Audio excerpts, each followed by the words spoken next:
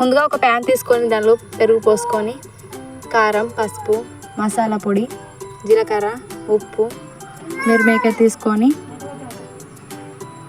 Mix చేసుకోవాలి ఒక 2-3 minutes. మనం ఎంత కలిపితే అంత టేస్ట్ వస్తుందండి. ఆ తర్వాత ఒక చెంచాడు ఆయిల్ పోసుకొని అల్లం వేసుకొని మళ్ళీ ఒకసారి మిక్స్ చేసుకోవాలి. ఆ తర్వాత పుదీనా, మిర్చి వేసుకొని మళ్ళీ ఒకసారి మిక్స్ చేసుకోవాలి. నిమ్మకాయ రసం వేసి ఒక 5 to 10 మినిట్స్ పక్కకు పెట్టేసుకోవాలి. ఆ తర్వాత ఒక ప్యాన్ తీసుకొని అందులో బాగా బ్రౌన్ కలర్ వచ్చేంత వరకు మనం ఆనియన్స్ వేయించుకొని పక్కకు పెట్టుకోవాలి.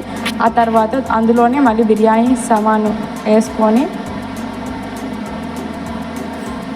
అది ఒక కలర్ వచ్చే వరకు దానిలోనే ఉంచుకోవాలి. ఆ తర్వాత అల్లం వేసుకొని బాగా మిక్స్ చేసుకొని ఇందాక మనం పెట్టుకున్న రెసిపీని దానిలో యాడ్ చేయాలి.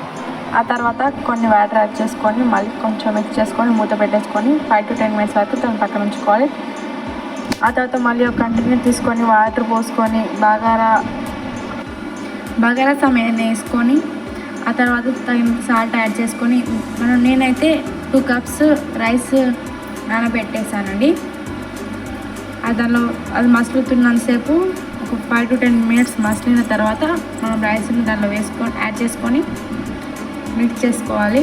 ఆ తర్వాత ఒక 80 to 95% ఉడికిన తర్వాత ఆ రైస్ని తీసుకోవాలి. ఇందాక మనం చేసి పెట్టుకున్న రెసిపీని దానిలో యాడ్ చేసుకోవాలి. ఫస్ట్ మనం చేసి పెట్టుకున్న ఆనియన్స్ అలా మీద పైన చల్లుతూ వేసుకోవాలి. నేనైతే నార్మల్ ఆనియన్స్ వేసుకున్నాను, అది టేస్ట్ స్వీట్ వస్తుంది. ఆ తర్వాత మూత పెట్టేసి మనం చేసేది దమ్ బిర్యానీ కాబట్టి మూత పెట్టేసుకోవాలి. ఆ పైన వెయిట్ వేసుకోవాలి. మనం వెయిట్ వేసుకోవడం వల్ల దమ్ చాలా బాగుంటుంది, ఉడుకుతుంది.